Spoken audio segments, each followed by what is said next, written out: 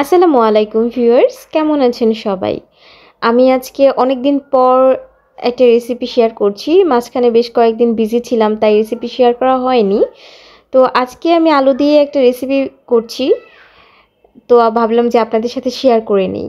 হঠাৎ যদি খুব ক্ষুধা লাগে, ক্রেভিংস হয় কোনো কিছু খাওয়ার, তখন এটা বানিয়ে কিন্তু বাসায় খেতে পারবেন। তো আমি আলুগুলো বয়েল করে নিয়েছি। এখানে ৪-৫টার মতো আলু মাঝারি সাইজের বয়েল করে নিয়েছি। বয়েল করে স্ম্যাশ করে নিচ্ছি। আমার কাছে স্ম্যাশারটা আমি পাচ্ছিলাম না, তাই হাত দিয়ে স্ম্যাশ করে নিচ্ছি। আপনারা স্ম্যাশার দিয়ে স্ম্যাশ করে নিলে আরও ভালোভাবে স্ম্যাশ হবে আর কি। যেহেতু নতুন আলু দিয়ে করেছিলাম, তাই হচ্ছে আলুটা খুব আঠালো ছিল। আর অবশ্যই আলুটা বয়েল করার সময় খেয়াল রাখবেন, পানি দিয়ে না সিদ্ধ করে ভাপিয়ে সিদ্ধ করলে খুব ভালো হয়। তাতে আলুটা এত আঠালো হবে না আর কি। এই তো আমি আলুটা স্ম্যাশ করে তার মাঝখানে হচ্ছে ময়দা দিয়ে নিচ্ছি। আমার এখানে ১.৫ কাপের মতো ময়দা লেগেছে। অল্প অল্প করে আলুটা স্ম্যাশ করে অল্প অল্প ময়দা অ্যাড করে একসাথে একটা ডোয়ের মতো বানিয়ে নিব।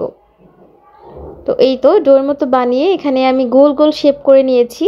আপনারা অন্য যে কোনো শেপ করে নিতে পারবেন, আরও বিভিন্ন শেপ করা যায়, বাট আমার কাছে গোল গোল শেপ করে নেওয়াটা ইজি লেগেছিলো, তাই আমি গোল গোল করে শেপ করে নিয়েছি। এই তো তারপর একদম গরম পানিতে, পানি বলক উঠে আসলে লবণ দিয়ে তাতে হচ্ছে ওই বলগুলো সিদ্ধ করে নিব।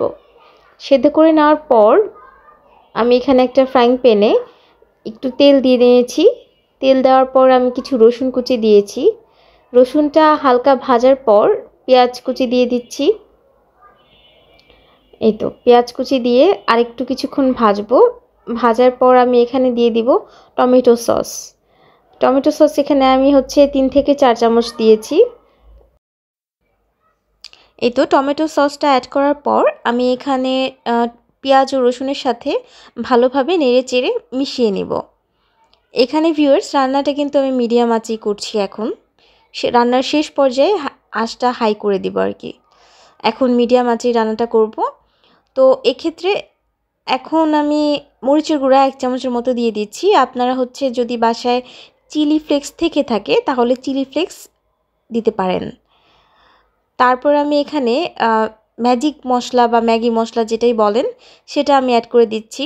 এটা দিলে ফ্লেভারটা ভালো হয়, অন্যরকম একটা ফ্লেভার আসে। আপনারা চাইলে স্কিপ করতে পারেন যদি পছন্দ না করেন এটার ফ্লেভার, বাট ভালো লাগে দিলে।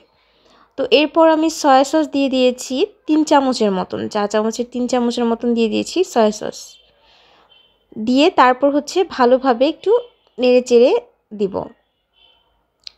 এখানে এখন হচ্ছে আঁচটা হাই করে দিব। আঁচটা হাই করে দিয়ে ভালোভাবে একটু নেড়ে চেড়ে নাড়তে হবে ভালোভাবে। আর নেড়ে চেড়ে তারপর আমি হচ্ছে আমার যেই পটেটো বলগুলো আমি বয়েল করে রেখেছিলাম, সেই বয়েলগুলো অ্যাড করে দিচ্ছি। এই তো এই রান্নাটা কিন্তু খেতে খুবই ভালো লাগে। হঠাৎ যদি ক্রেভিংস হয় কিছু খাওয়ার, তখন আপনি ঝটপট আপনারা আর কি ঝটপট এই রান্নাটা করে খেতে পারেন। আর তেলও খুব একটা বেশি লাগে না। এই পর্যায়ে পটেটো বলগুলোকে এই গ্রেভিনেসটার সাথে মিশিয়ে নিব। মশলার যে গ্রেভিনেসটা করেছি, এটার সাথে খুব ভালোভাবে মিক্স করব নাড়িয়ে নাড়িয়ে। এখানে আমরা কিছুক্ষণ রান্না করতে হবে হাই আঁচে।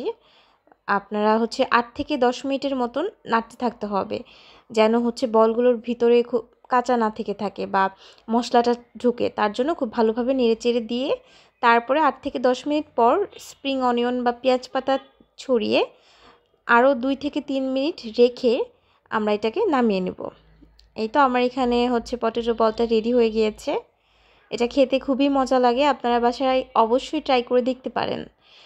এই তো নামিয়ে আমি কিছু সাদা তিল উপরে ছড়িয়ে দিয়েছি। বাচ্চারা যদি কিছু খেতে চায় তখন বাইরে থেকে না দিয়ে আপনারা বাসায় ঝটপট এটা রেডি করে দিতে পারেন কিন্তু ভিউয়ার্স।